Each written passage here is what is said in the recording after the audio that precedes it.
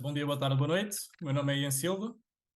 Olá, maltinha. O meu nome é Catarina Quinteira e hoje temos connosco o Dr. Filipe Serrano. Vamos fazer uma breve introdução sobre ele. O Dr. Filipe tem licenciatura em Ciência e Tecnologia Animal pela Universidade de Évora, fez um mestrado em Gestão e Conservação de Recursos Naturais na Universidade de Lisboa e fez o doutoramento em Ecologia na Universidade de São Paulo. Trabalhou também em projetos de conservação e ecologia espacial, em répteis e anfíbios, in situ, na Península Ibérica, Tailândia e Brasil. Muito obrigada por teres aceito o nosso convite e espero que gostes de estar aqui connosco. É um prazer, obrigado a vocês pelo convite. Foi, deixa-me muito, muito feliz poder estar aqui e ser um dos primeiros a Exatamente, um prestigiar dos este primeiros espaço. a gravar connosco. Espero que daqui a uns tempos seja considerado ainda mais um convite caloroso e honroso. Mas pronto, olha, para começar, temos aqui a ideia de fazer um joguinho contigo. O jogo basicamente passa por tu imaginares-te como um animal que achas que te define. Vais ter de nos dar três pistas para eu e a tentarmos adivinhar qual é esse animal. E temos duas tentativas. Depois, caso adivinhamos, adivinhamos. Se não, tens que dizer qual é que é o animal e porque é que te identificas com esse mesmo animal. Damos-te uns segundinhos para Com- pensar sobre isso e já voltamos. Convidados. Boa.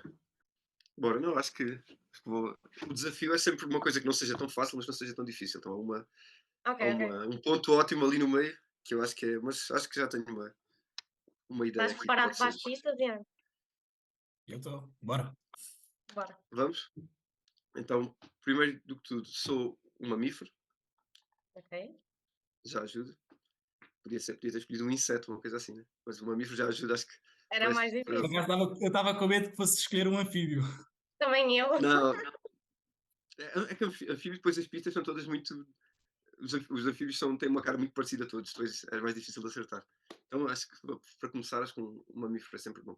Sou um anfíbio, sou um anfíbio, sou um mamífero, vês, agora confundiste-me. Sou um mamífero, sou sul-americano e a minha urina tem um cheiro especial. Ok. Uh, És um tapir? Não, Agora fiquei intrigada com a questão da urina, porque pode ser especial, tipo um gato, não é? Ou será que não é por o que é, aí? Não me podes mas o dar que é mais especial? pistas, mas eu estou a pensar alto. Hum. Pá, vou gastar já a minha outra, meu. Ó Catarina, manda lá, porque se eu acertar, não mandaste nenhuma Pronto, já dica. agora. Também não, também não, Hum. também não. És uma capivara. Também podia ser, mas não. Era muito engraçada a capivara. Capivara. Capivara. Ok, tenho outra tentativa. Esta a tentativa derradeira. Urina especial. Ei, essa matou-me, estou a ver. Se calhar, esta é um easter egg. Esta é só para quem sabe, mas Aí, é isso. A partir de agora toda a gente vai saber. Essa aqui é a coisa sim. boa. Achas que já sabes, é? Opá, posso ter um palpite, mas não tenho a certeza. Mas eu já acabei as minhas dicas. Quando mandares a tua, Ah, pá, pá, eu posso. eu dou a minha, que eu estou à Nora. Eu dou a minha para É? ti. Será que pode ser um coati? Não, não, não, não, não. Ah, Não, não. Foram todos excelentes pistas, aqui. porque todos têm um cheiro de urina, vulgo, mijo, muito forte. O Eh, jaguar então, anta, capivara por acaso acho que não. E mascoate sim, mas não, nenhum deles.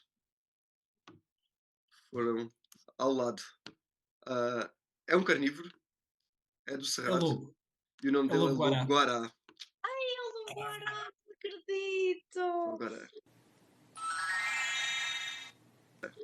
Foda-se, Ah, altamente. é sério, ainda por Então, cima estive ele a tem. trabalhar com eles quando estive aí, meu. Foda-se, que burra. Foi isso, é?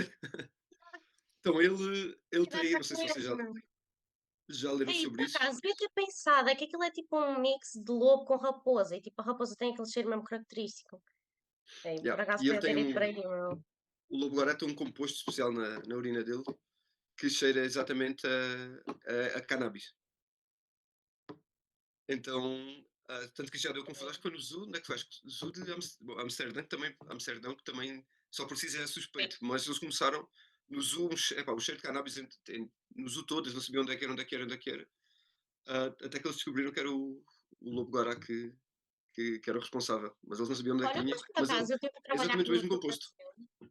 Eu estive a trabalhar com eles no Brasil e tipo não descreveria exatamente cannabis. Ok, assim um cheiro herbáceo, digamos, mas não diria que era cannabis, mas Por acaso, eu para ser sincero, eu só cheirei uma vez e não sei quão fresco estava, mas eu estava já condicionado porque já me tinham dito que cheirava a cannabis, então tudo me cheirava a cannabis quando eu cheguei lá, mas também yeah, mas é sem dúvida um coisas cheiro herbáceo, isso é. Eu que não sabia desse facto, aromáticas. lembro-me que era assim. Mas yeah, olha que engraçado, esse lobo é incrível e porquê é que te identificas com ele? Então eu gosto do. Ninguém, isto é uma coisa clássica, né? Mas eu acho que ele é único, acho que ele ser diferente tanto a nível morfológico, ecológico, ele é um bicho muito, muito, muito especial, como a nível filogenético. Então na árvore da vida ele é um descendente, é um canídeo, mas é um canídeo muito longe dos lobos e dos cães. Então acho que isso ser meio que um elemento esquecido no passado, acho que é uma coisa que eu me identifico, que eu sempre me senti, sempre tentei ser também um pouco uma carta fora do baralho, então seguir o meu próprio caminho, tentar fazer as coisas diferentes, tentar ver através dos meus próprios olhos. E depois eu considero-me, agora que fui para o Brasil, que tenho a Amazónia, a Mata Atlântica, ambientes muito florestais, eu descobri e confirmei que eu não sou um bicho de floresta, sou um bicho de área aberta. Eu gosto de ver cerrado, gosto de ver planícies, gosto de ver savanas. É isso que eu gosto. Então, isso é um animal que eu gosto por isso mesmo. Eu consigo me identificar que ele é único, gosta de ver as coisas à frente, gosta de ver o horizonte, gosta de saber para onde é que ele anda. Então, acho que foi isso que me fez identificar com ele agora. Isso, e por ser Olha, difícil de vocês adivinharem. exatamente. Yeah. Por acaso, ainda por cima, eu já estive no Brasil e o Ian é brasileiro. Estamos aqui em Claro, Lisboa. Tínhamos ainda uma vos voz ajudei. conseguimos. Exato, ainda Mas vos opá, em ajudei. minha defesa, eu nunca vi um lobo-guará e nunca trabalhei com lobo-guará, por isso, Ah, pá, eu não estou sei, pior, cara, eu estou não pior. conseguia Catarina já saber não pode dizer o a mesma coisa. detalhe da urina. É muito mal, eu estou muito mal. Pô. Vamos regravar esta parte. Olha, mas adorei a tua explicação. Acho que é mesmo tipo um animal emblemático e pela tua justificação parece-me que se adequou bastante. Gostei muito, acho que foi bem escolhido e bem rápido até, a pensar, sim senhora. Portanto, agora dou a bola para o Ian e vamos começar com as perguntinhas. Vamos Então embora. vamos lá, Pedro. Primeira pergunta vai ser uma pergunta que não é dos ouvintes, vai ser uma pergunta um bocadinho de mim, que, por causa do teu currículo, queria-te pedir para explicares o que é que significa a conservação e a ecologia espacial, assim brevemente. Boa, podemos entrar por aí, até porque com certeza vai voltar também noutras perguntas e noutras partes da conversa. Então, conservação, todos nós, ao mesmo tempo é uma coisa muito simples e muito difícil de nós definirmos. Né? Eu vejo como uma manutenção. O que nós queremos fazer é manter as coisas como elas estão, assumindo, do ponto de vista, e já podemos entrar lá que talvez, mesmo manter as coisas como elas estão não seja suficiente sequer, mas significa tentar segurar as condições como elas estão, para que nós consigamos continuar a desenvolver tudo o que funciona dentro dessas condições.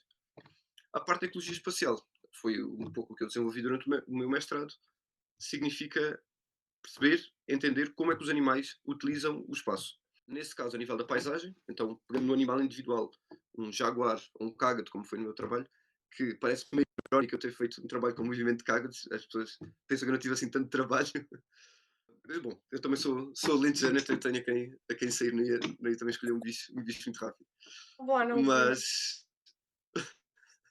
Mas a parte é importante perceber como é que os animais se mexem através da paisagem. Como é que as barreiras, que para nós não são barreiras, um campo de milho é uma coisa relativamente fácil de transpor, para um cágado é uma barreira completamente intransponível.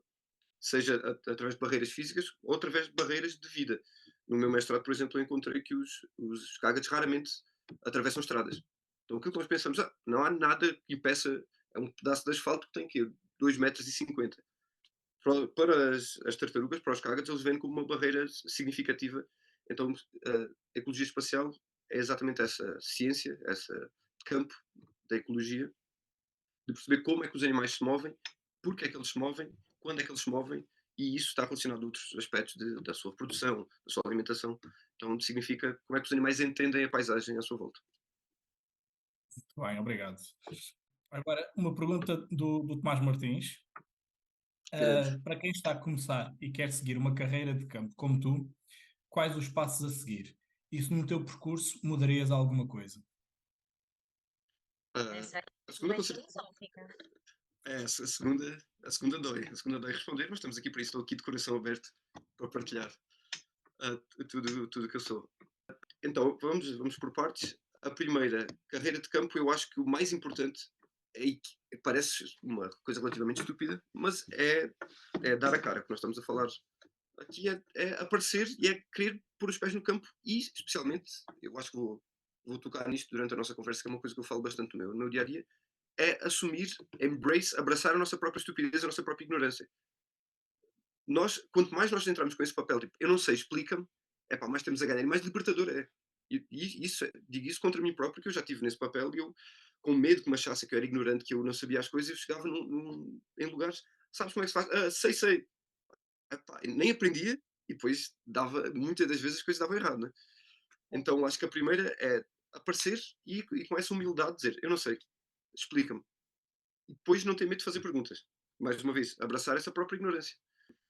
Eu concordo a 94% daquela coisa que não há perguntas estúpidas. Porque claro que há perguntas estúpidas. Ah, se Ninguém alguém nasce disser, ensinado, não é? claro. Ninguém nasce ensinado, mas nós temos, e desde muito novos, muitas vezes nós somos ensinados a suprimir essa nossa curiosidade inata que nós temos, e quase sempre que eu falo com os meus colegas que fazem doutoramento, que fazem mestrado, que fazem pós-doc, nós discutimos algumas coisas, quase sempre as perguntas mais interessantes vêm de pessoas que estão a fazer licenciatura, pessoas que não são da área, que são perguntas que eu fico, caraças, nunca tinha pensado nisso. Faz muito sentido. Então, só se tem a ganhar com fazer essas perguntas. Nunca te Depois, aconteceu, desculpa interromper, nunca te aconteceu tipo uma criança fazer aquelas perguntas, pá, puto, estás a perceber, super curioso com aquela cena e tu ficas, como é que eu vou explicar a uma criança se eu próprio não sei responder a isto? claro, e quase sempre que eu fico tipo, isto era uma coisa que eu devia saber, mas ao mesmo tempo, não devia saber, porque nunca ninguém tinha colocado esta pergunta de uma forma tão simples. Porque nós temos tendência a complicar também para nos perceberem como mais inteligentes. Se tu chegares ao pé de alguém e disseres porque é que os cangurus saltam? Olha, esta pergunta não faz sentido nenhum, como é que é suposto responder? Mas é uma pergunta complexa. Quando tu pensas, quantos animais é que saltam no mundo? Muito poucos. Porquê é que os cangurus saltam? Quais é que são os predadores dos cangurus na Austrália que fazem com que eles saltem? Saltar é mais eficiente do que andar. Tipo, há várias questões super, super interessantes dentro de uma pergunta aparentemente tão estúpida. Yeah. Então É bem é verdade. fascinante continuar a dar aso a esse tipo de curiosidade. Mas eu estou-me a desviar um bocado da pergunta. Então, isso a níveis mais filosóficos, de como começar em campo. Mas eu acho que é, primeiro do que tudo, e isso eu acho que é uma coisa que me ajudou. Eu tenho a sorte, nem toda a gente tem, mas de viver muito perto do campo. Então, eu sozinho sempre foi uma coisa que eu gostei de fazer. Foi ir para o mato e às vezes ficar lá horas, pá, parado, a olhar, a observar, tipo, aqueles dois pássaros, o que é que eles estão a fazer?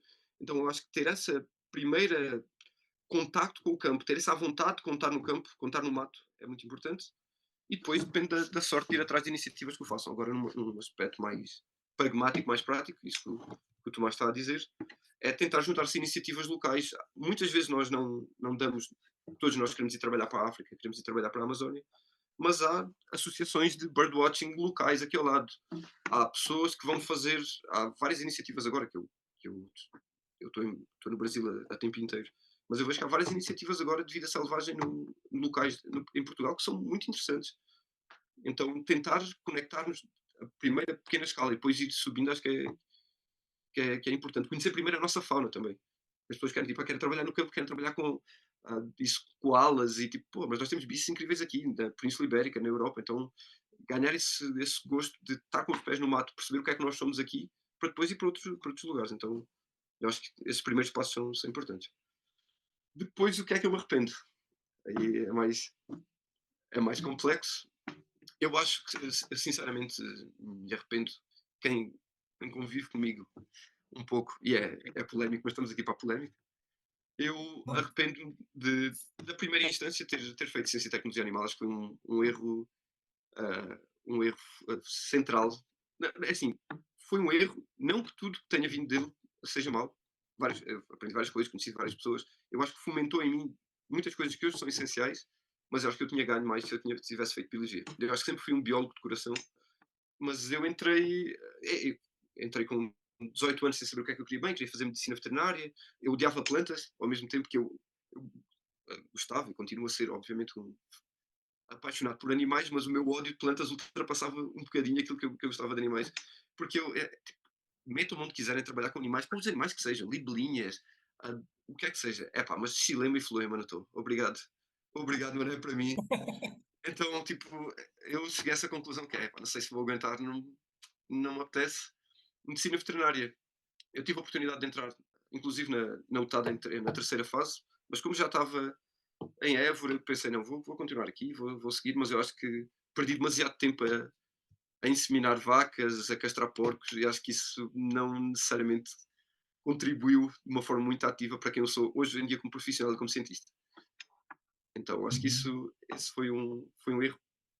Isto para dizer que, no meu caso pessoal, eu sei que as coisas estão a mudar, sei que a UTAD, por exemplo, tem uma parte muito mais ativa, muito mais participativa, as jornadas dos selvagens, há várias coisas aí que talvez diminuam um pouco deste handicap que é fazer a ciência e tecnologia animal, ou a engenharia zootécnica, mas acho que no meu caso eu acho que tinha ganho mais se eu tivesse feito biologia. Muito bem, muito bem. Uma resposta muito polémica, mas gostei da resposta. Estamos aqui para isso. É o que faz Eh, sentido no caso dele. Lá está. Pá, faz. A cena é que, Sim, tipo, como estavas a dizer, não é? Sempre gostaste de ir para meio do campo quando tinhas essa oportunidade e estar a observar. Opá, e muitas vezes o trabalho do zootécnico é muito focado ao produto final e não tanto ao tudo que exato. engloba naquele sistema, Claro, não é? claro, claro. E por isso faz todo o sentido a biologia, não é? Uhum. Até aliás, eu pensei que, nesse caso, um curso que também pode fazer muito sentido, que foi o que tu fizeste agora no doutoramento, né? Que é a ecologia. Eu não sei se em Portugal ainda existe o Sim. curso de ecologia, mas Não, não, ecologia, não. Só biologia mesmo. pois, mas a ecologia também aborda bastante essa parte de todo o sistema, como é que funciona todo o sistema, não é? Sim, sim, sim. E isso foi uma coisa que eu sempre gostei, que eu, essa visão holística, mesmo na parte quando atuei como zootécnico, digamos, o que eu gostava de pensar era no todo. Então, nós temos uma cabra à nossa frente. Eu acho que, inclusive, numa das jornadas, eu acho que dei uma das palestras que eu fiz, falámos um pouco disso, mas como nós temos de perceber o animal como um animal. Quanto mais nós percebermos com que animal é que estamos a trabalhar, o que é que o faz mexer, o que é que o faz funcionar, melhores zootécnicos nós podemos ser.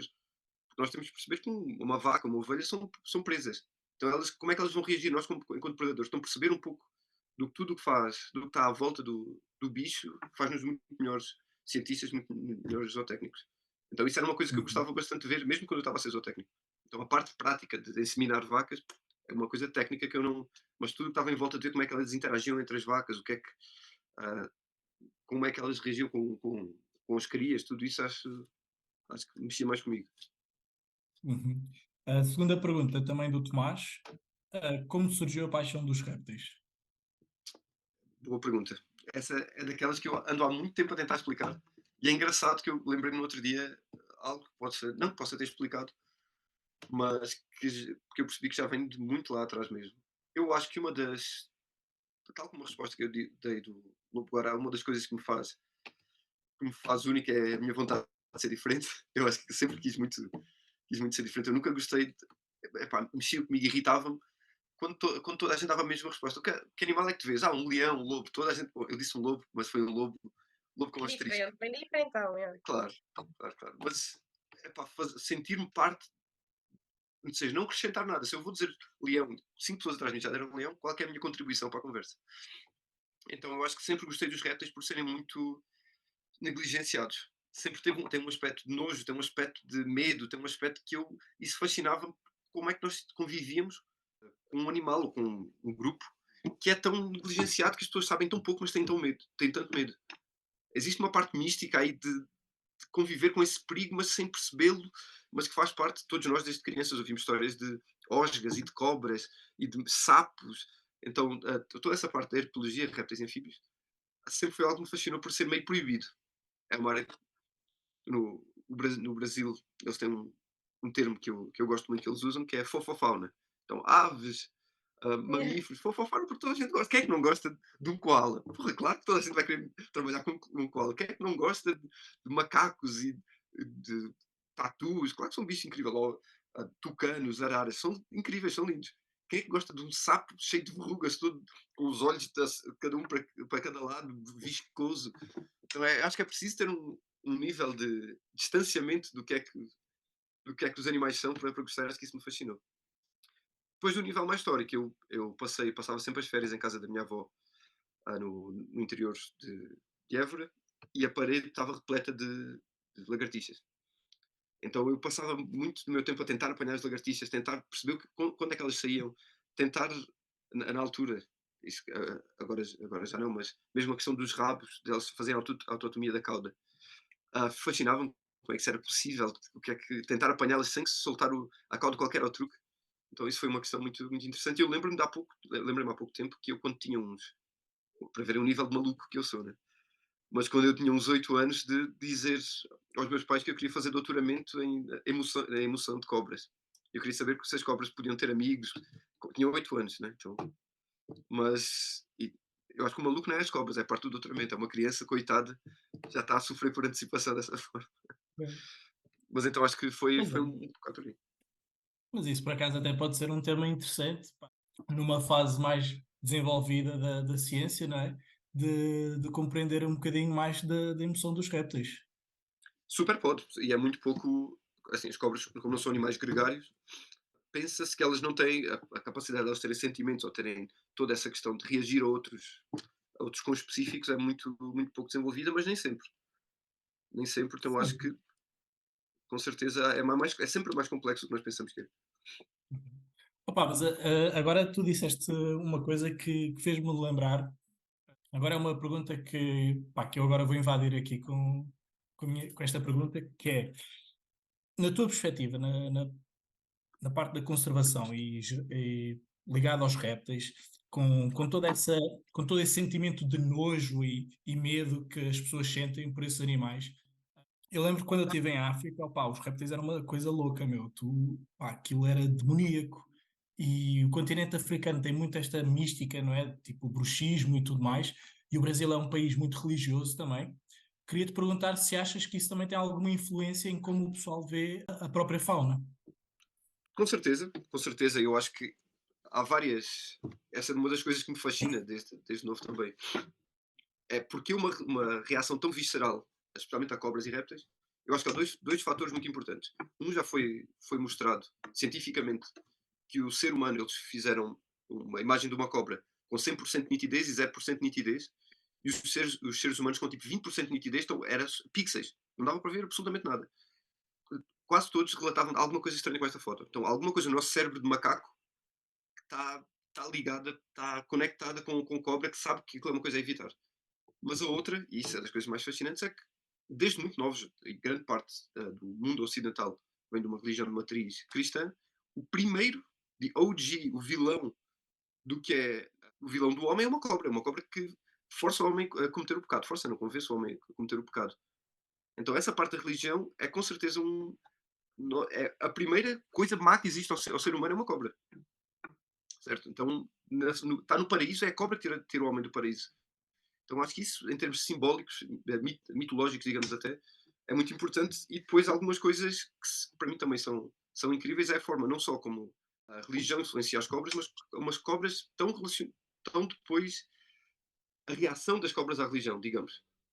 Eu trabalhei um tempo, como a Catarina disse, na Tailândia. Eu trabalhava com king cobras, aquelas najas, cobras capelo. Ui. E, elas tinham transmissores, nós seguíamos as cobras com antenas, ecologia espacial mais uma vez.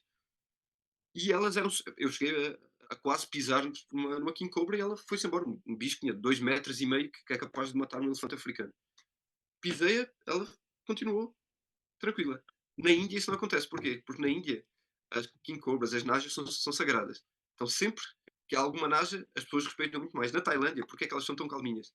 Porque existe uma seleção artificial feita pelo homem. Cada vez que alguma king cobra levanta o capelo, leva logo com uma machete e acaba a sexo da king cobra. Então, elas foram selecionadas artificialmente para serem muito mais dóceis, digamos, do que as king cobras na Índia. E isso tem a ver com religião. Religião explica o comportamento de king cobras, que é absolutamente fascinante como é que nós vemos a nossa sociedade humana a influenciar coisas que parecem tão fixas na natureza.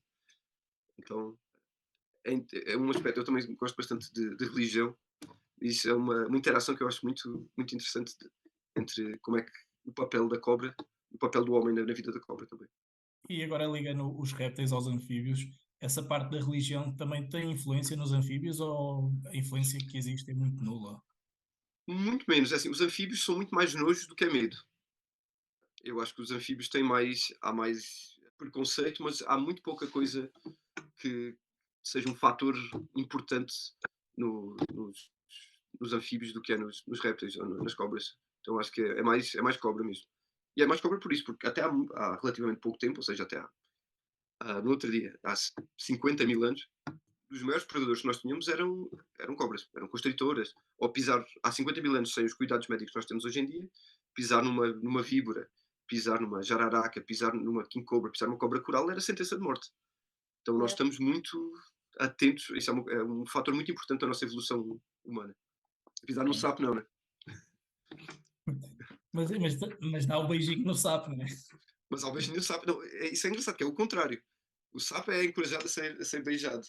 Então há aí uma dicotomia Mas tem a engraçada. história por trás disso, não é? O sapo é como se fosse a maldição, é o feio, e a É princesa tem verdade que dar também. o beijinho no sapo para ele ficar bonito e normal, não é? Claro, Também tem esse claro. caráter aí associado. Também é Talvez mais verdade. do nojo em si, né? Não tanto do medo, mas do É. nojo como tu falaste. Sim, sim, sim, sim. Filipe, continuando aqui as perguntas, há aqui uma pergunta bastante característica, não é? Que é da Maria José Quinteira, que pergunta quanto é que mede a tua cobra. Suponho que esteja a falar da cobra que está na tua fotografia. Eu suponho Eu também. espero que sim.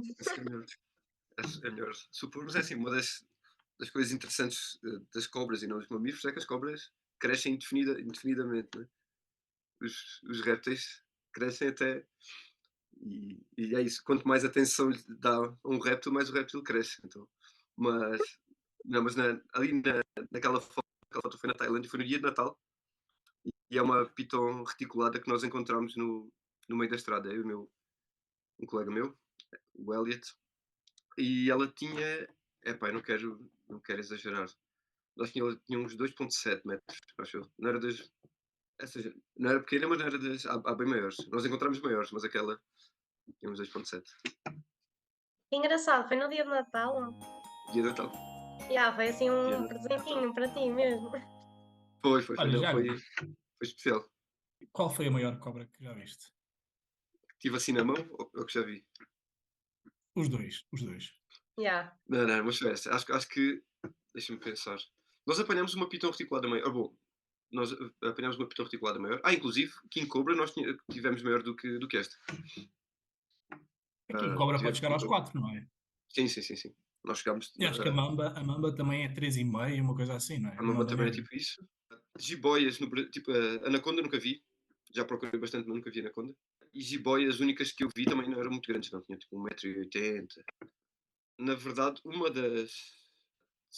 Talvez você. Essa era uma boa espécie para eu ter dito, mas não me lembrei. A Lacus ismuta é uma surucucu-pico de jaca, sabem o que é, não? É, não. É o maior viperídeo do mundo. É Não. a maior víbora do mundo que nós encontramos. Ela é super rara, era um dos meus maiores sonhos na vida encontrar essa espécie. E acho que há 2 anos eu estava neste dia na Amazónia também. E nós conseguimos encontrar uma e ela era maior do que eu. Então tinha uns 1,98 m, tinha quase 2 metros. Então esta vez foi também os que mais me impressionou. Pitão reticulada é sempre impressionante. Acho que em cobras também, embora eu só tenha visto quando elas estavam anestesiadas, né? Mas essa, acho que eu destacaria essa foi especial.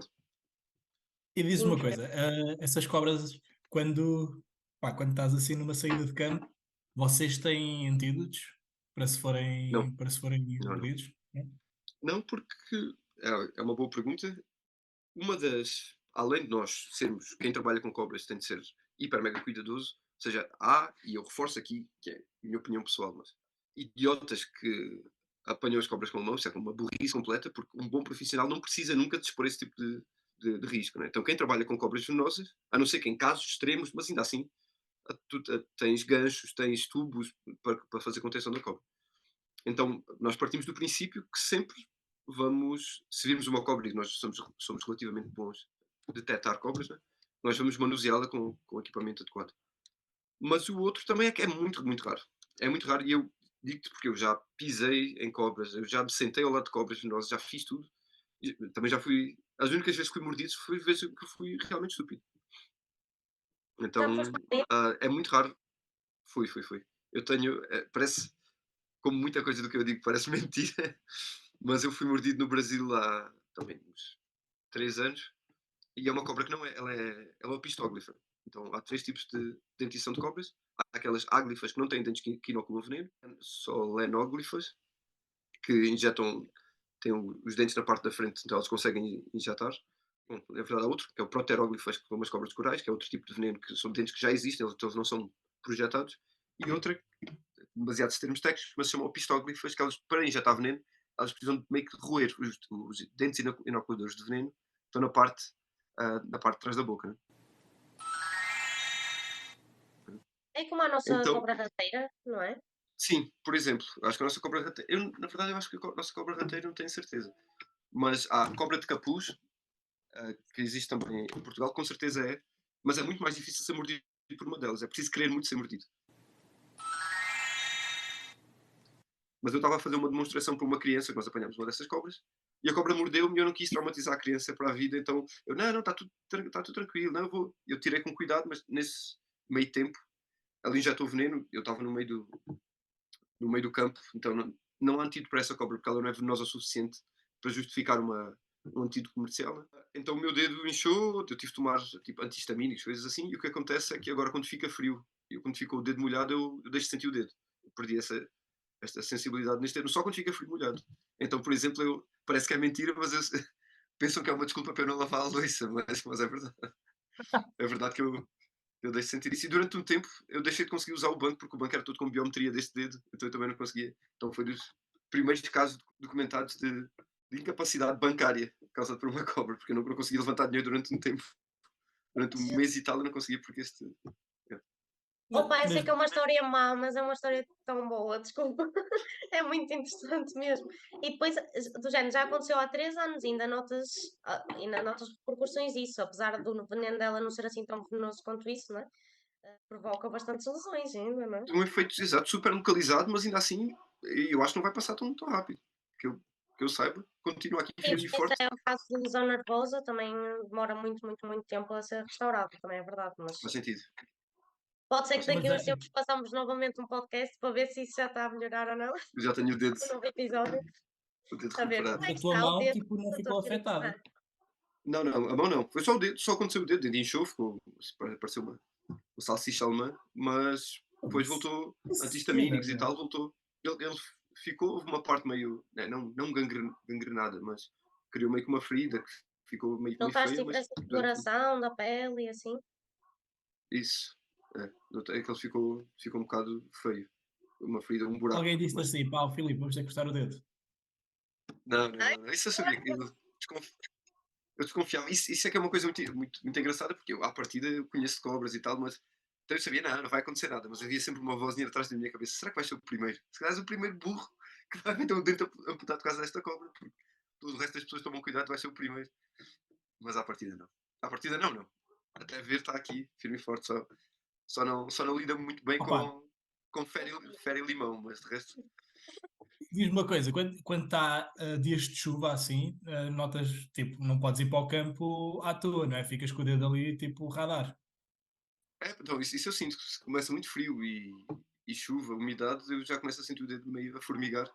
Então já é tipo um galo de Barcelos, dá para sentir as mudanças de tempo. Mas Ainda bem que no dedo. escolheste o Brasil, então. Tens mais É claro, autonomia. claro. Mas isso é super engraçado, meu.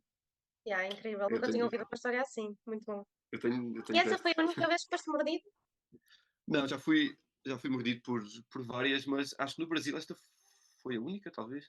Já fui mordido por outras, mas que não eram medicamente significativas, digamos. Mas em Portugal já fui mordido por várias, porque eu também conheço, eu sei que não Não há nada que aconteça de muito grave. Já aconteceu de passar um dia eu estar a olhar no dedo, ver alguma coisa estranha, espremer e sair um dente de cobra que eu tinha sido mordido há um mês atrás e não tinha. Fiquei com um dente da cobra dentro do dedo e não tinha percebido. Então isso já aconteceu. E Mas as guardaste cobras a coração. não, porque era minúsculo. É minúsculo ao contrário do. Pá, eu acho que se Ao fosse eu e como sou, ficava com ele. mas ele caiu, e era muito pequeno, era muito, muito pequeno, então não dava para guardar. Engraçado.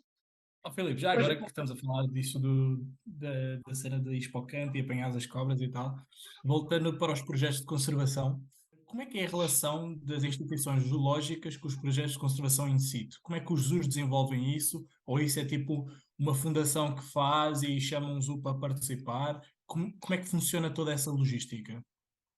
Então, a minha parte é bem mais, como vocês sabem, mais in situ, embora uma das, das primeiras experiências que eu acho que inevitavelmente ia trabalhar com aquilo que eu trabalho, mas como o Ian sabe, nós coexistimos lá um tempo.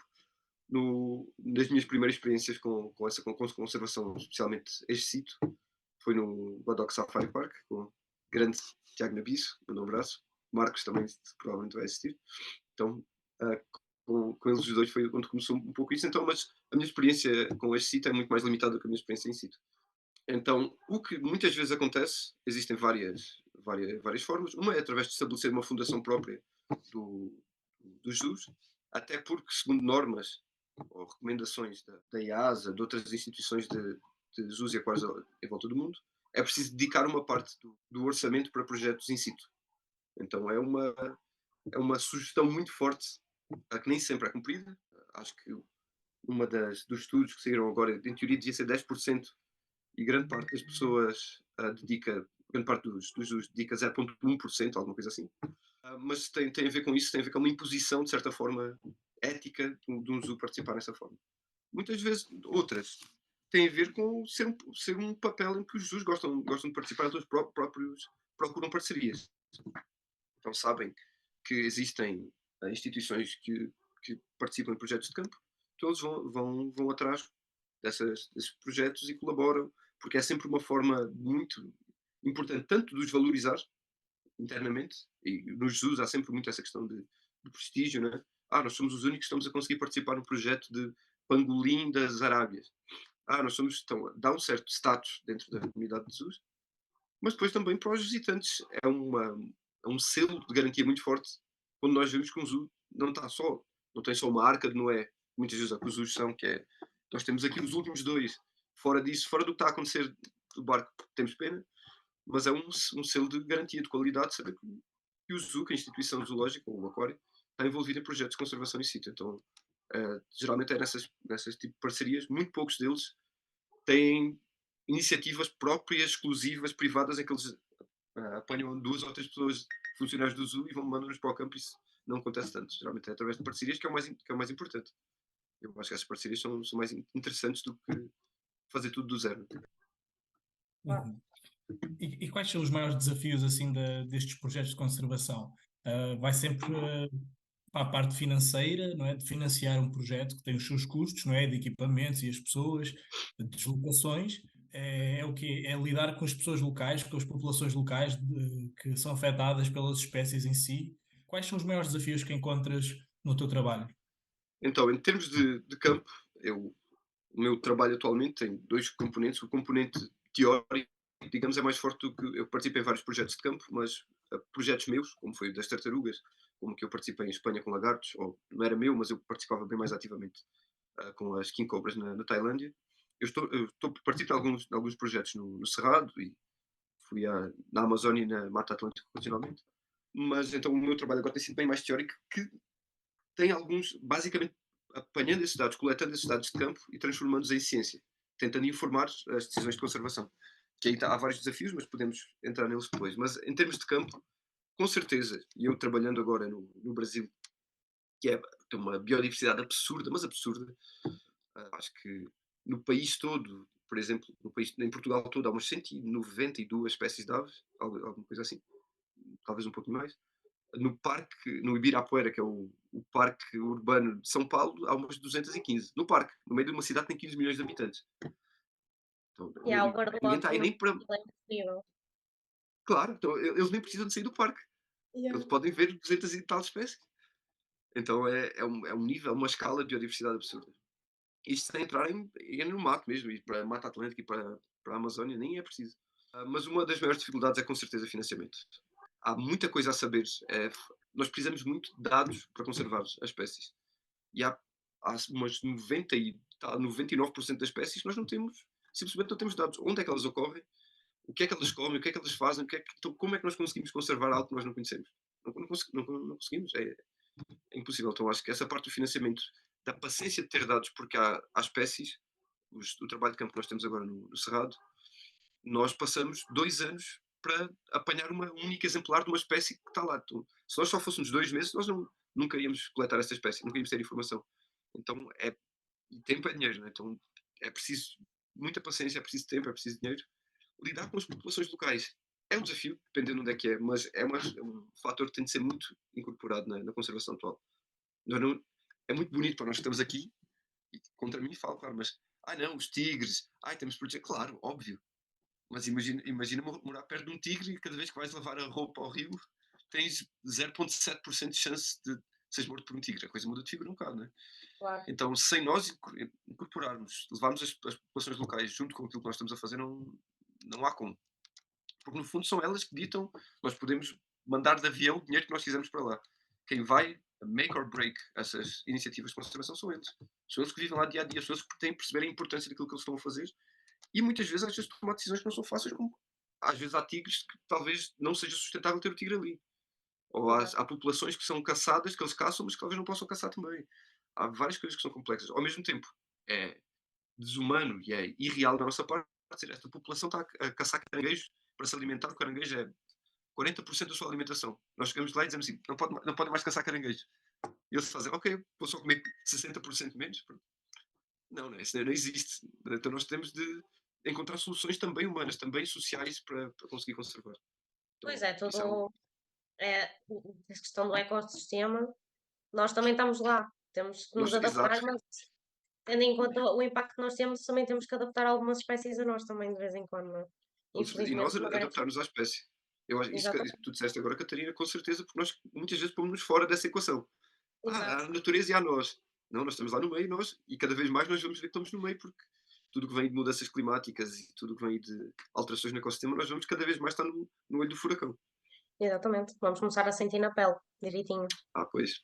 E diz-me uma coisa, Filipe, estavas aí a falar das populações, que é importante também mencionar e educar as pessoas para perceberem um bocadinho a importância dos animais. Opa. E eu lembro que uma vez numa palestra que eu vi tua, pá, tu disseste uma coisa que nunca mais me saiu da cabeça, meu, que foi dar um valor económico às espécies. Dizer, pá, esta espécie tem este valor económico, esta espécie tem este valor económico e tudo mais. Que isto depois aumenta como é que se diz? Uma intenção da própria população local de preservar aquilo porque cria-se um valor económico naquilo, não é? Tem um retorno Claro. daquilo. Ou seja, é criar na população local uma ideia de que o produto desta população é esta Uhum. espécie vai gerar um certo poder económico para esta população, não é? E de certo modo vai ajudar esta população a ajudar a preservar este animal. Esta é a primeira parte da minha questão. Outra parte da questão é como é que nós fazemos isto? Estavas a falar das cobras no Brasil, não é? Uma cobra venenosa na Amazônia, aquela de 1,90 m que apanhaste. Como é que educas as pessoas que não são do Brasil, as pessoas não são locais, a focarem-se um bocadinho nesta conservação também? E como é que as pessoas podem meio que apoiar isto? Uhum. É. Como quase sempre a segunda é sempre a mais difícil, mas em relação à primeira, eu concordo e é um debate que continua vivo. Eu tive, mais uma vez, o que eu falei que não que foi um erro, mas que foi uma decisão complexa eu ter ido para a CTA, mas Ciência e Tecnologia Animal, e depois ter feito mestrado em Gestão e Conservação de Recursos Naturais, são aspectos, embora tenham muita biologia lá no meio, tem também esse aspecto económico, né?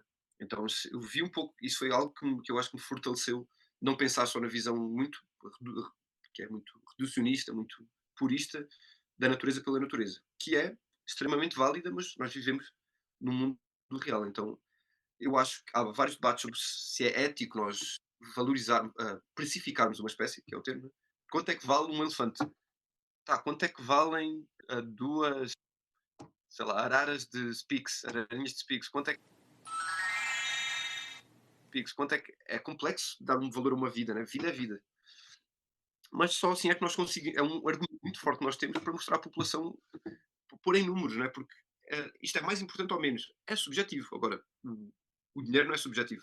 Nós sabemos que 200 mil euros é diferente de 57 mil euros. Então eu acho que cada vez mais é importante perceber não só o valor intrínseco das espécies, que elas merecem existir porque merecem existir, seja um sapo, por mais horrível que ele seja. Muitas vezes, por exemplo, um parasita de um condor. Merece existir um parasita que faz mal a uma espécie que é super ameaçada. Devemos deixá-la existir. É relativo. Mas, ao mesmo tempo, nós temos de usar essas informações, essas ferramentas para conservar. Então, nós, dando um valor ao que as espécies nos fornecem a nós também, o que é chamado de a serviço de ecossistema, é meio caminho andado para nós conseguirmos convencer que realmente as espécies são importantes. A segunda parte é realmente muito, muito complicado. Eu acho que cada vez mais eu chego à conclusão também. Há várias coisas polémicas que eu tenho para dizer, vou dizê-las um pouquinho menos polémicas aqui. Ah, Podes dizer polémico com tudo aqui. boa, é disso que eu gosto. Então, eu acho que a conservação tem de nos, não só nos vai, como tem de nos obrigar a fazer decisões desconfortáveis. Então, isso, decisões desconfortáveis, são coisas que muitas vezes parece que não ajudam, mas ajudam. Utilizando a Amazónia que eu usei de exemplo, e o Ian usou também, uma das primeiras coisas que eu queria aqui salientar também é o quanto, não só fora, mas dentro, essa espécie que eu disse que encontrei lá, que eu literalmente, para mim era como ver o Paul McCartney. Era uma coisa como ver um dos Beatles vivos, era uma das espécies que eu mais queria ver. Eu consegui vê-la, fui eu que a vi passado 5 noites à procura. Eu literalmente chorei, saíram aquela única lágrima triste só a descer lentamente pela cara. Felicidade, absoluta felicidade, que eu nunca pensei estar a viver aquele momento. O que é que acontece? Nós fomos com um dos donos da propriedade. E eles já tinham falado muitas vezes, não, essa cobra anda à procura, não. Um primo meu perdeu a perna por causa dessa cobra. A perna gangrena e cai, quase assim. Outra pessoa que nós conhecíamos, não, um primo meu também perdeu a perna, outro primo meu perdeu a perna, tal, tipo, pô, essa cobra, quantas pessoas já perderam a perna aqui? Nós descobrimos, entretanto, que eles eram 15 irmãos, então, na verdade, era só um primo. Mas o que acontece é que, assim que nós vimos a cobra, o homem viu-a e disse: eu não quero esse bicho aqui. Vocês vão levá-la para São Paulo. Não, é? Nós, tipo, não podemos. Esta cobra pesa, sei lá, 4 quilos. É impossível nós levamos. Temos que comprar uma bagagem extra para levar a cobra. Ele, tão fácil. Sacou de uma arma, apontou à cobra. Eu e outras pessoas tipo, pusemos-nos praticamente em frente entre a cobra e a arma, a dizer: pá, não vai matar a cobra. Como assim? Não, vou matar. É pá, no meio da Mata Atlântica, às 11 da noite, não, da Amazónia, às 11 da noite, com um gajo a apontar uma cobra, a cobra morreu de um tiro à nossa frente. Então, isso, uma pessoa local na Amazónia, que vive com ela, que em teoria seria mais fácil dar-lhe a entender essa questão da importância da cobra para o ecossistema. Agora, imagina uma pessoa em Portugal dizer: temos de preservar esta cobra, como da própria pessoa que lá mora lhe dá um tiro à nossa frente. Ah, Ok. Choquei agora. então este plot twist vocês não estavam à espera. Não, Ah, é tu Estava nada à disseste espera. polémico, mas não estava à espera deste grau de polémico. Ok. e é muito. Mas agora, em vez do olho direito, choraste do olho esquerdo, né? Agora foi Pois, exato. tristeza do olho esquerdo. Pois chorei, Yeah, não olha, é? eu também tenho uma pergunta que se calhar é um Fiquei bocadinho em choque. mais filosófica, mas como é que tu lidaste com isso? Como é que te sentiste? Deve ter sido. Epá, é muito complexo porque há vários aspectos aí no meio. Um deles é que essa cobra, eu não estava quase a morrer, porque eu sentia-me seguro em relação à pessoa, sabia que à partida ela não me ia dar nenhum tiro, à partida. Mas há uma parte que é tipo, eu não posso deixar isto acontecer. Então eu venho de lá de longe, venho de Portugal para o Brasil para querer ver esta cobra e agora vou deixá-la morrer à minha frente. É completamente a morte dos meus sonhos. Eu estou a Sim, presenciar a morte dos meus sonhos. Ao mesmo tempo, há fatores. Ele é que vive lá. Se ele não me matar naquele dia, vai matar no outro dia, se calhar. O que aconteceu foi que, quando ele veio como guia para o mato connosco, o gato dele seguiu-nos. E ele diz: este gato nunca fez isto. E esta cobra alimenta-se de roedores mais ou menos deste tamanho, ou seja, o tamanho perfeito de um gato. Quando eu descobri a cobra e estava a tirar fotos, o gato passou em frente e estava muito perto da cobra. E acho que o homem viu isso e assustou-se e decidiu que não podia ter cobras ali. Então, aquilo é o quintal dele, é muito complexo dizer o que é que ele pode ou não fazer com o quintal dele. Ele vai. Então, eu até hoje tenho pesadelos com isso, porque eu acho que é doloroso saber que eu não fiz nada. Mas, mais uma vez, é isso que estávamos a falar aqui. O aspecto socioeconómico, social, é, é quase tão importante quanto o resto. Então, eu fiquei em choque É e mesmo continuo em interessante choque. agora a tua resposta, porque deu para ver exatamente a tua resposta emocional seguida da tua resposta racional. Depois, quando começas a Exato. racionalizar a situação, obviamente que tu, sendo um amante dessas espécies, e de natureza em geral, o teu primeiro instinto é sempre proteger, conservar, preservar, não é? Mas depois, Uhum. quando começas a pensar sobre o assunto, racionalizar a situação, é que consegues chegar a um entendimento e se calhar a uma paz maior contigo próprio sobre o que aconteceu. E, juro-te, eu fiquei super chocada e fiquei a pensar como é que eu reagiria nessa situação. Pá, eu acho que se calhar estava na mesma posição que tu. Ao início ia ser mesmo muito difícil, provavelmente ia flipar ali um bocadinho. Mas Claro, depois, porque, lá está, temos que analisar a situação de vários ângulos e racionalizar a situação. claro, claro, porque É nenhum de nós está complexo. Olha, preparado para uma o coisa Iá assim, né? ficou abesbílico. É. Não, mas outra coisa que eu ia dizer também é polémico. É que nós temos de nos preservar mais. Eu trabalho com conservação de espécies, mas a parte mais importante é a conservação. Nós temos de proteger uma coisa maior do que espécies. Nós temos de proteger ecossistemas. Né? Então não adianta nada. Estamos a proteger uma espécie de oryx super, mas depois no habitat agarramos daqueles que nós estamos a criar em cativeiro, no zoo, e largamos lá 200 e boa sorte, já não existe habitat disponível para a espécie. Então nós temos de ser muito mais inteligentes e ser muito mais reivindicadores. Como é que as nossas decisões afetam o tipo de uso de habitat? A Amazónia, por exemplo, está a ser completamente devastada para produzir carne. Eu não sou vegetariano, se bem que eu sou praticamente como muito pouca carne. Eu como carne quando devo comer, mas eu reduzi bastante. Então acho que nós próprios não faz. Individualmente não fazemos tanta diferença, mas começar a ficar conscientes dessas questões é muito importante. Nós percebermos, há coisas que são verdade, há coisas que são mentiras, mas perceber que tudo está conectado, então nós temos de preservar uma coisa maior só do que uma única espécie, lavar as mãos e decidir, está feito. Então, as nossas escolhas, temos de tomar decisões mais conscientes, escolhas mais holísticas naquilo que fazemos.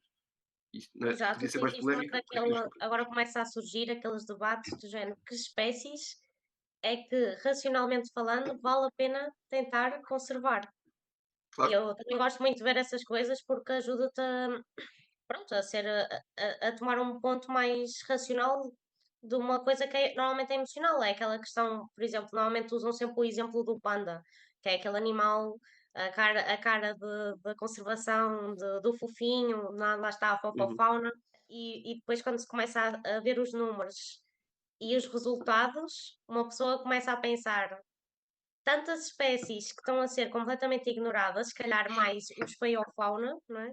Pronto, em prol desta espécie, que se calhar vamos chegar ao fim e vamos dizer assim: olha, gastamos este dinheiro, tentamos este habitat, recursos humanos também, Claro, dados, estudos, e se calhar chegamos ao fim e não temos aquele final feliz que estávamos à espera, não é? Em claro, relação a isso, entretanto, outras espécies já foram, mas pronto. claro. Também, Esse quem é um tiver excelente interesse, ponto. há muitos vídeos no YouTube sobre isso. Quem quiser ver um bocadinho mais sobre isso, também existe muita coisa para pensar sobre isso. E, não, eu acho que é uma colocação excelente e também traz-nos outra coisa que eu acho que combina muito bem estas duas ideias que estamos a falar. O panda é considerado uma espécie guarda-chuva. O que é que acontece? O dinheiro que é usado para proteger o panda tem de proteger também o bambu, o habitat todo do panda, então acaba por indiretamente proteger outras espécies. Então esse é o tipo de coisa, se bem que o panda é obviamente overfunded, né? Ele é sobrefinanciado comparado com qualquer outra espécie. O panda recebe milhões e rios de dinheiro, Exatamente. e, mas ainda assim essa conservação que é feita para o panda acaba por beneficiar outras espécies também. Então, por isso que eu digo que tem de ser uma conservação inteligente. As pessoas querem todas salvar o mico-leão dourado, mas o indivíduo, só a espécie como um todo, a espécie só não funciona. Nós precisamos de uma coisa muito maior para proteger, mas o panda é um excelente exemplo, Catarina. É aquele exemplo mais clássico, o pessoal, toda a gente sabe o que é um panda, é a cara da conservação, muitos símbolos, como sabem, logotipos com o panda. Portanto, acho que é assim aquele exemplo clássico que toda a gente acha fofinho e que é, Claro, claro, claro, é o claro. caso mais que toda a gente sabe que existem muitos esforços de conservação para esse animal. Porque agora vocês falaram uma outra coisa que também eu acho que pode ser polémica e acho que é importante abordar. Eu vou dizer tudo de uma vez e depois comenta-se logo. primeira era a parte do indivíduo, não é?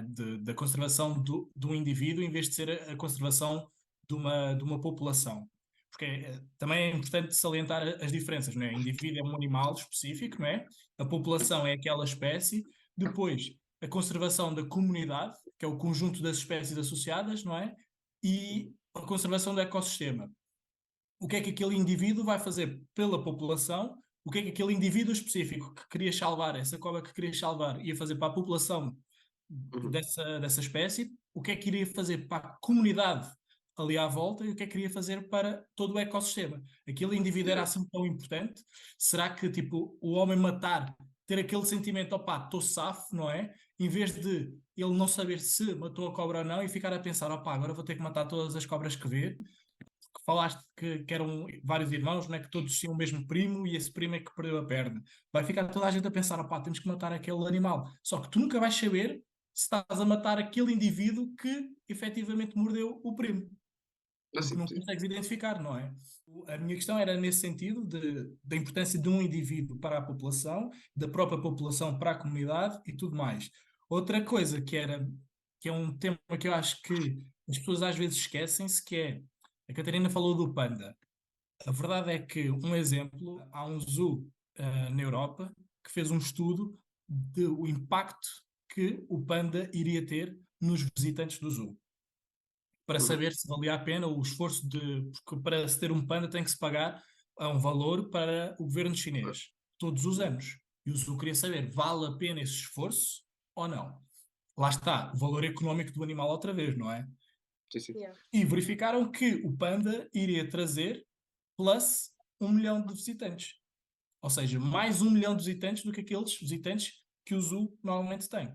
Então foram com esse projeto e tudo mais.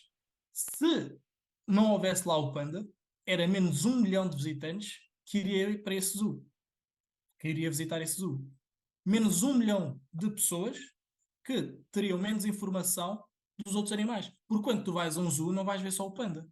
Quando Sim, vês sim. assim, pá, nasceu um elefante, pá, vamos lá ver a cria de elefante, vamos, pá, paga aqui 20 euros para o bilhete do zoo, não é? Já vi a cria de elefante, vi aqui 20 minutos, saquei as fotos para o Insta, saquei os vídeos para o TikTok, pá, podemos ir embora. Não, estás no zoo, vais querer ver as outras coisas. Sim, sim, sim, sim, sim. Ou seja, a Exato. espécie, o panda, não é? Que é o fofofauna que estavam a dizer, vai trazer esses visitantes que vai dar a possibilidade, caso o zoo trabalhe nesse sentido, não é? Porque também Isso, há acho zoos que que esse não é o trabalham ponto. nesse sentido, que também é Claro, claro. importante, não é?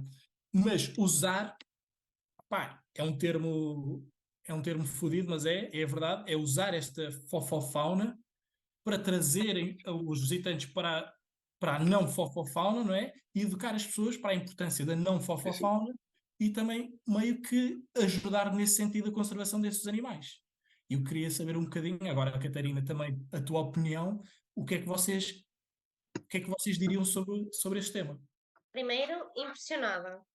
Adorei a tua pergunta, adorei a cena como tu fizeste isso. Fiquei a pensar, fogo, este gajo afinal é inteligente, caralho. Às Yeah, vezes dá umas estava surpresas. Não, mas yeah. Este gajo estava a pensar sobre isso. Eu pensei que ele estava só em estado de transe com a tua história da cobra que foi assassinada, mas afinal ele estava ali por trás a pensar e está top. Gostei muito. Yeah, está fixe, yeah, gostei não, foi muito. bem sacada. Yeah, sobre essa tua excelente pergunta, tenho a dizer que, em relação à primeira parte, da relação com o indivíduo, e a comunidade, eu acho que pensei muito, muito, muito sobre isso quando tive a minha experiência no estágio do Brasil, em que, na minha primeira experiência, na associação onde eu estive, aquilo era um centro de recuperação de fauna e tinham princípios um bocadinho distintos dos que eu tinha, porque para mim acho que faz sentido, isto no conceito clínico, não é, de recuperação de espécies e de indivíduos, faz sentido tentares fazer tudo ao teu alcance para reabilitares um animal a partir do momento em que aquele indivíduo vai ter algum impacto positivo a nível genético, de controle de populações, o que seja funcional. Isto é, para mim, no meu ponto de vista clínico e ético, não faz sentido tu tentares preservar animais amputados, cegos, que de alguma forma sejam deficitários em desempenhar as suas funções e comportamentos naturais da espécie. E o que eu me apercebi naquela associação era que eles ligavam mesmo muito ao indivíduo em si.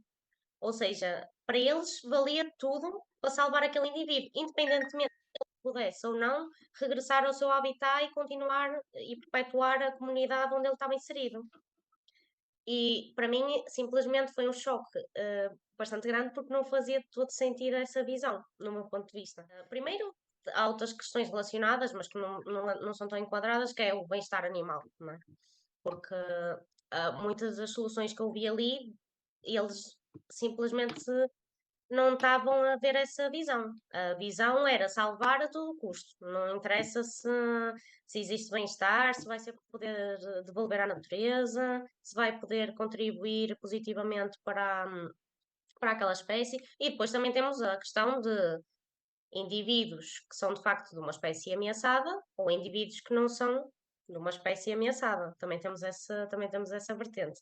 Mas pronto, a minha opinião é essa. Acho que primeiro, é muito importante, como o Filipe referiu, existir estudos in situ para de facto também perceber qual é que é a importância de um ou outro indivíduo na sua população. Como sabemos, e ele deu aquele exemplo do tigre ao bocado, pode às vezes haver alguns animais que apesar de viverem naquele local, não se enquadram e não têm comportamentos que seja possível viverem em comunidade. E, portanto, acho que é muito importante haver esse estudo local, in situ, para depois também se poder extrapolar e tomar algumas decisões quando é preciso saber se é necessário preservar ou não aquele indivíduo. Está tudo interligado e concordo muito com, agora, passando para a segunda parte da tua pergunta, concordo muito com essa parte da importância da fofofauna, e acho que é mesmo interessante isso esse dado que tu deste sobre esse estudo que fizeram nesse zoo. É de facto incrível ver que um animal que lá está o pessoal todo adora, não é? Existe o panda, tipo aos miúdos, não é? Canais de desenhos animados, desde muito novos nós somos ensinados a amar esse animal.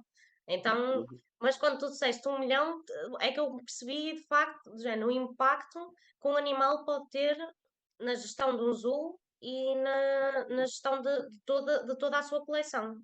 Claro que faz todo o sentido as instituições zoológicas lutarem por preservar certas espécies e mantê-las na sua coleção para ajudar, se calhar, outros que se fosse, se calhar, só.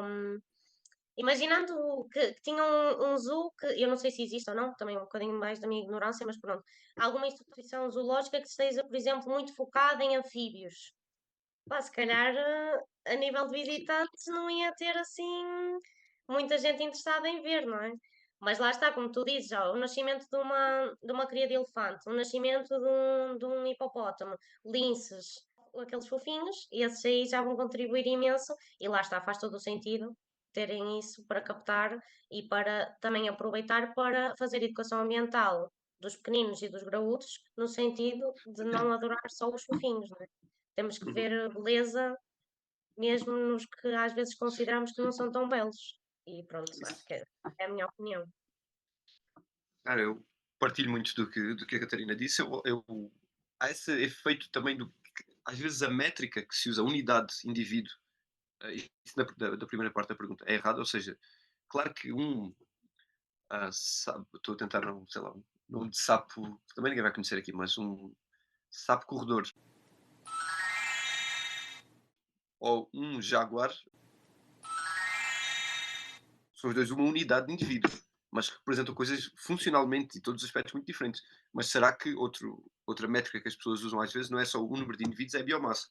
Então será que 60, não sei quanto é que pesa um, um jaguar, mas deve chegar aos 60 fácil. Não, acho que no Pantanal chega até mais. Mas será Ou que 80. 60 quilos de sapo corredor tem um papel tão diferente dos 60 quilos de onça, de jaguar? Então não pensar no indivíduo, porque o indivíduo tem parâmetros muito diferentes, né? Ou seja, um indivíduo de predador tem um papel no ecossistema muito maior que um indivíduo de presa. Isso, como outras coisas. Há indivíduos que fazem buracos na terra que outros vão usar para. Então, funcionalmente, eles têm papéis diferentes. Uma analogia do triunfo dos porcos é que todas as espécies são iguais, mas há umas mais iguais do que outras, né?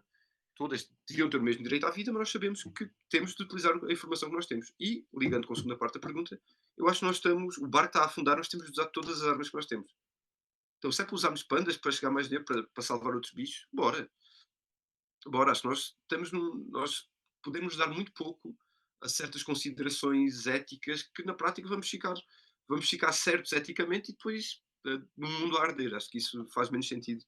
Acho que nós temos de usar e abusar de tudo o que nós conseguimos fazer dentro do limite do aceitável. Claro que há sempre limites, mas para fazer isso. No entanto, eu acho que uma das questões é que eu saiba, não há pandas em Portugal. E todos nós, portugueses, ou com qualquer lugar, o panda. Porque foi feito um trabalho muito forte de educação ambiental para o símbolo do que é o panda. Há animais, se calhar, há ursos nos Himalaias que ninguém. Está-se toda a gente a cagar, tipo, fixe. Mas queremos saber o panda. Está menos ameaçado do que o panda realmente, mas hoje em dia talvez não, porque as populações de panda estão a subir drasticamente. E as populações de outros ursos na Malásia também, os sun bears, há várias outras espécies ameaçadas. Então trata-se também de educação ambiental à nossa escala. Há dois exemplos muito claros que eu vejo nas duas direções diferentes. Eu trabalhei também na Nova Zelândia um tempo. E a Nova Zelândia, o que eles curtem, ver um kiwi. Bom, porque já kiwi é fofofano, mais ou menos, dependendo do que é considerado fofo. Mas eles adoram aquele bicho. Não só o kiwi, como a tuatara. A tuatara é um réptil, entre aspas, que é irmão de todas as. É uma única espécie, só existe na Nova Zelândia. Agora dividiram em duas até. Mas que é irmã de todos os répteis, todos os tipos, cobras e lagartos e anfisbenas e cobras cegas do mundo. É essa e o resto é tudo irmão dela. Então é super basal, super, super antiga, digamos. E eles adoram esse bicho. Eles têm um gosto em ver esse bicho. E vocês veem a foto, vão ao Google ver essa foto, pá, é um lagarto. É um lagarto aleatório, não há nada especial nesse lagarto. Ele não é bonito, ele não é colorido, ele não faz nada muito. Ele tem um terceiro olho que é fixe. Então tem um olho, uma glândula pineal que ele detecta mudanças de luz no crânio. Isso é fixe. Tipo um ciclope ali em cima. Quase, quase não é. Tipo, tem a membrana é um bocado menos espessa, então ele consegue detectar mudanças de luz. Mas pessoas que trabalham, sei lá, em algum lugar aleatório no escritório, não é isso que elas curtem. Só que houve uma educação ambiental muito forte para valorizar a fauna local. É tipo, pô, só isto aqui, este bicho é nosso, este bicho é especial, evolutivamente é um bicho que é super único, super especial. Claro que as pessoas vão valorizar isso. Então foi feito um trabalho em cima disso. Por outro lado, eu vejo no Brasil livros de conservação, tipo a natureza, vendido para crianças, o que é que tem? Girafas, elefantes, leões. Pô, o Brasil não precisa nem um bocadinho de girafas nem elefantes, precisa ainda menos, né? Mas leões e elefantes, pá, não precisa. Não faz sentido. Antes, no início aqui nós falámos de 4 ou 5 espécies incríveis que são sul-americanas. Tapir, a anta, jaguar, lobo-guará, coati, tatu, há marsupiais, há uma data de animais, isto só em mamíferos, incríveis. Então é preciso haver esse trabalho de nós valorizarmos o que é local. Nós percebermos que a biodiversidade é muito mais incrível do que aquilo que nós vemos em livros de arquétipo do que é a conservação. Mesmo em Portugal. Vocês às vezes não param para pensar, nós temos um felino em Portugal, nós temos um lince, pá, e lince já é super valorizado. Mas é incrível, nós temos um bicho como esse aqui. Nós temos o sardão, que é um lagarto gigantesco, incrível, É, azul e verde. é muito bonito. É um animal incrível. Como outras aves, como outras coisas. Como portugueses temos muita sorte.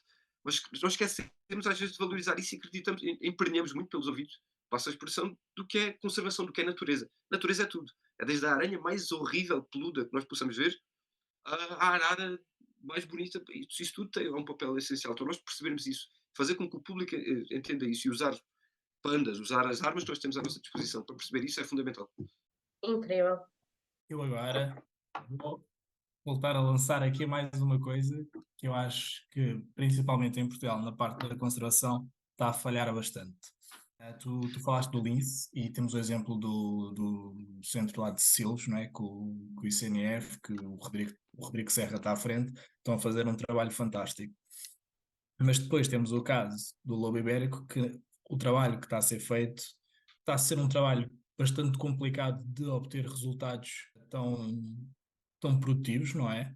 E agora já há a questão da possibilidade do urso voltar a Portugal e também a questão da cabra pirenaica, não é? A cabra Uhum. montês.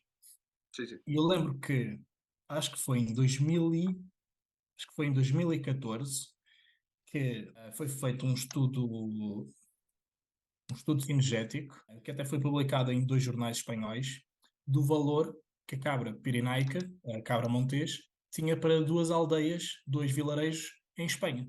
E acho que uma das aldeias, a altura em que podia ser caçada a cabra, essa aldeia conseguia ter uma rentabilidade de 1 ponto qualquer coisa milhões. Já não lembro o valor exato, mas era 1 ponto qualquer coisa milhões de euros de rentabilidade. E aqui eu estava a pensar, a caça como um método de conservação, não é? Uma coisa é, tu queres caçar, tu caças. Tu não queres caçar, não caças. Mas a caça dá esse valor monetário ao animal. Tu, Sim, para sim, sim. caçares um animal, pagas esse valor. Mas não pagas só esse valor do animal, não é? Não pagas só pelo troféu do animal. Pagas também pela gasolina quando deslocas no local. Pagas no alojamento, porque não vais em 15 minutos caçar o animal. Sim, sim. Tu, Consomes normalmente, ali localmente. sim, tu vais ao restaurante porque não vais Sim, sim, sim. levar a tua comida toda, não é? Tu tens que ir Claro. tomar o pequeno almoço, tens que comer o teu almoço, o jantar, tens que comer o lanchinho, tens que beber a água, vais usufruir do que as mercearias locais estão a disponibilizar. E aquilo que nós Uhum. muitas vezes ouvimos nos jornais, não é? O pessoal a falar da descentralização do país, como é que vamos fazer isto, como é que vamos ajudar a economia local e tudo mais, e não há um trabalho, tipo, o pessoal não vê esta questão, não é? Do ir à mercearia local, de ir ali à bomba de gasolina local. E normalmente, quem é que faz isto?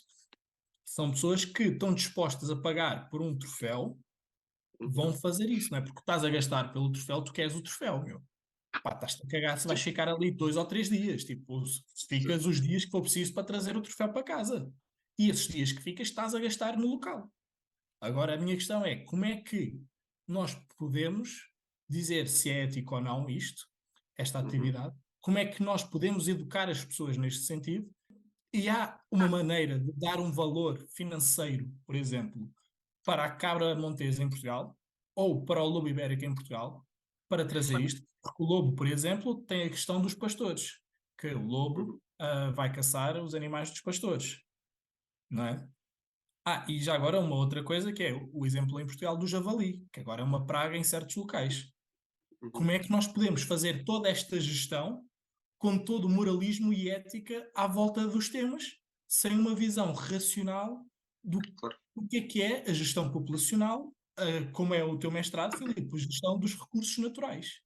Porque Uhum. os recursos naturais não é só o lobo, o javali e o lince. Os recursos naturais também são as plantas à volta, não é? E o que é que isso vai influenciar todo o ecossistema? Isso. Então, eu acho que a coisa maior, e eu como bom cientista, eu trabalho com dados. Eu acho que o mais importante é nós chegarmos com dados à frente. No entanto, nós sabemos, chega lá um gajo de gravata a celurico baixo e diz assim: meus amigos, é para acabar agora. Fixe. Não, não existe, nós, tem de haver uma coisa construtiva. Então, e não só isso, eu acho que não só há uma grande escola de pensadores de ecologia. Ecologia é fixe porque ela é muito menos ela é muito analítica, mas ela é menos detalhista do que outras coisas, porque é muito difícil provar que processos tão grandes existem. Então nós somos um pouco mais poéticos do que outras áreas da biologia. Então não só nós temos de trabalhar com dados e com lógica, mas nós temos de trabalhar, perceber como é que as pessoas funcionam ali. Primeira coisa. E isso, não há números que mostrem quanto é que vale uma emoção, quanto é que vale. É complexo de perceber isso. Então, eu acho que nós temos de, primeiro, chegar com os dados e depois usar esses dados para nós percebermos como é que vamos chegar às pessoas. Há várias fases aí. Nós podemos chegar só com dados e implementar medidas não faz sentido, e implementar medidas sem usar dados também não faz sentido. Então, das coisas que é fácil ver que nós podemos começar a precificar é o quantos, que é fácil, quais são os danos que um javali, ou javalis, uma vara de javalis, causa localmente. Nós conseguimos precificar isso, tanto que seja em destruir culturas, não é? Destruir milho, destruir girassol, destruir o que é que seja, como acidentes de carro. Quanto é que atropelar um javali significa em termos monetários? Depois o que nós vemos é muito claro, desde 1960 para cá, que o lobo estava distribuído no país inteiro e o javali estava só na parte norte de Portugal. O padrão inverteu-se agora porque não há lobos que caçem javali no Alentejo, por exemplo. Então, de certa forma, a ausência do lobo está a fazer com que esses prejuízos, nós podemos fazer umas contas matemáticas muito rápidas, e será que o que um pastor perde por uma ovelha é maior do que o que ele perde por um javali pela falta de lobo? Quando nós começamos a fazer esse tipo de dados, nós conseguimos mostrar às pessoas que existe uma lógica pela qual o lobo pode estar. E não é dizer, o lobo vai talvez perder ovelhas, mas isso faz parte de uma lógica que nós temos de começar a incorporar e que o próprio Estado tem de incorporar essa lógica de ressarcir, recompensar as pessoas que realmente isso acontece. A outra questão da caça dos animais, ou seja, não dos animais, manutenção dos animais que já existem, mas da parte da caça. É complexo e depende muito da cultura local. No Brasil, por exemplo, é impensável sugerir caça quando as pessoas sabem que aqui em Portugal se caça, quando a minha família caça lebres e tordos e perdizes e o que seja, ficam chocados. Tipo, mas caçam, tipo, século XXI ainda caçam. Porque é uma questão cultural, não é? E o que é mais maluco é que o Brasil foi dessensibilizado para a questão da caça, porque a população originária do Brasil caça. As populações indígenas faz parte do seu modo de viver, de caçar. Sempre caçaram, sempre vão caçar. Comem macaco. Como é que podem comer macaco? Comem macaco. É tudo uma questão cultural que nós temos de saber como usar essa questão. E mais uma vez, eu não sou dono da razão, tenho as minhas opiniões, mas eu acho que nós temos de usar muito bem as ferramentas que nós temos. Se matar um rinoceronte salva 200, será que vale a pena? Se há outra opção sem matar rinocerontes que tão efetiva, temos de a considerar. Mas fica muito complexo, fica muito complicado dizer que não a salvar uma espécie por questões morais, sendo que nós temos na mão a possibilidade de o fazer.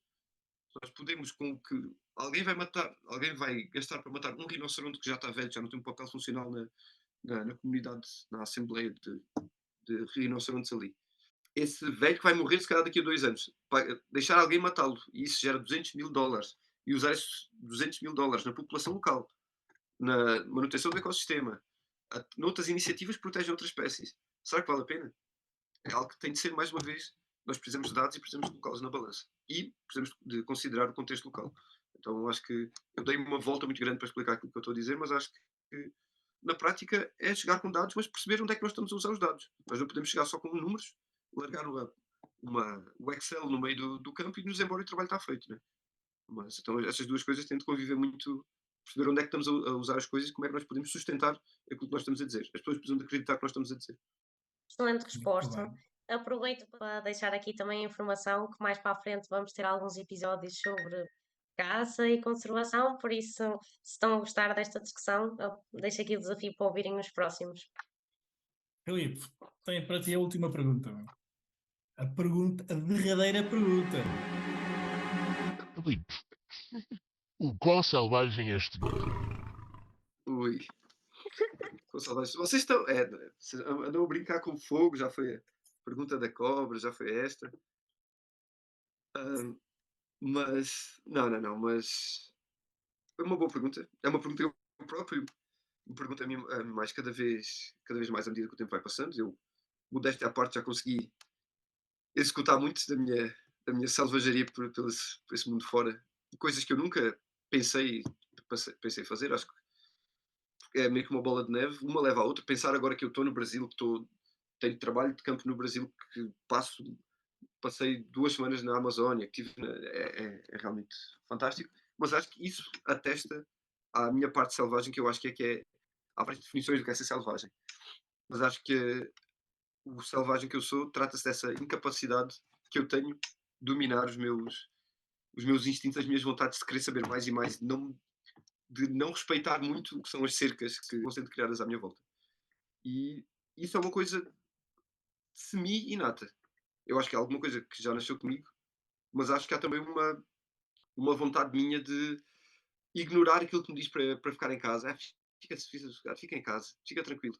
Eu acho que eu consegui fazer o que eu consegui fazer porque eu ignorei muitas vezes essa voz e eu obrigava muitas vezes, a 2 da manhã, já meio bêbado de sono, epá, vou mandar um e-mail aos gajos. Vou mandar um e-mail, o que é que eles podem fazer? No outro dia acordava às 9 da manhã, tipo, e para quê? Para que é que eu vou fazer isso à minha vida? Mas eu acho que alguma coisa aqui mais forte que me obriga a mexer, acho que atesta ao selvagem que eu sou. Acho que é essa incapacidade de querer devorar, essa incapacidade de ficar contido num lugar só e essa vontade de devorar o mundo, acho que fazem de uma pessoa relativamente selvagem. Uau, Parece que resposta incrível. inspiradora, meu. Sou um Isto poeta, aqui sou um foi. poeta. Sem dúvida, dá para fazer um Estou a poema. ver que a ecologia é mesmo o poeta das biologias. Mas é mesmo, eu fico sempre lixado quando as pessoas pensam que a ecologia é abraçar árvores. Porque é tipo, não, eu trabalho com ecologia, mas é tipo, abraçam árvores e cantam, de mãos dadas. É tipo, não, mas não Mais. dá para fugir à verdade que nós somos sim um povo sensível. É isso. Filipe, muito obrigada. Foi incrível. Acho que espero que tenhas te divertido tanto como nós. Eu acho que foi mesmo um debate super interessante e teve aqui muita polémica à mistura também, que é sempre bom para criar estas conversas assim um bocadinho mais interessantes. Também quero incentivar o pessoal que nos está a ouvir para comentarem. Se tiverem alguma questão, penso que de parte do Dr. Filipe temos abertura para partilhar talvez o LinkedIn ou algo assim, que se quiserem entrar em contacto com alguma dúvida mais específica ou se não, Claro que podem sim. sempre comentar. E se eventualmente quiserem outro episódio, podemos sempre tentar gravar novamente com novas questões e tudo mais. E só te Vamos queria embora. agradecer mais uma vez, foi incrível. E passo agora também um bocadinho a bola para o Ian para se poder despedir. Filipe, muito obrigado. É sempre um prazer ouvir-te. Gostei bastante das tuas histórias, principalmente da do dedo. Foi das melhores histórias. Muito obrigado, pela participação e pela partilha de conhecimentos. E vamos para uma próxima. Com certeza. Pessoal, Agradeço-vos aos dois o convite, foi muito bom. E é isso, se precisarem entrar em contato. LinkedIn eu não uso muito, mas Twitter, Instagram, e-mail, estamos aí para ok, nós ajudar vamos no que eu partilhar preciso. as redes sociais mais utilizadas então. Pessoal, um beijinho E um abraço. e vemo-nos daqui a 15 dias.